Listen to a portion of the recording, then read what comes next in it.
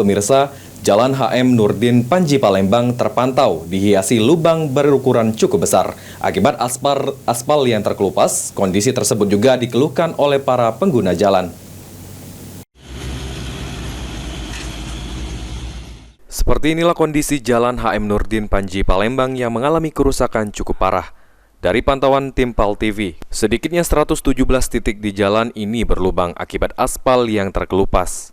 Selain menghambat laju lalu lintas, kondisi tersebut juga membahayakan kendaraan yang melintas. Salah satu pengendara, Erwin, mengatakan kondisi jalan yang berlubang ini sudah sering dilakukan perbaikan, hanya saja kembali berlubang dan rusak. Kondisi jalan yang berlubang sering menyebabkan kecelakaan bagi kendaraan yang melintas, terutama sepeda motor.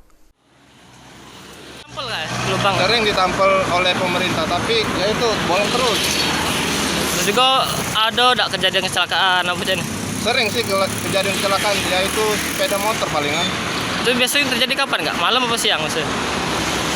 Tergantung sih Kak, kadang keseringan siang dia, alur putar balik, apalagi sore itu. Oh, jadi sering terjadi kecelakaan. Diharapkan pemerintah agar segera melakukan perbaikan jalan agar tidak ada lagi pengendara yang mengalami kecelakaan akibat jalan berlubang. Ilham Wahyudi, PAL TV.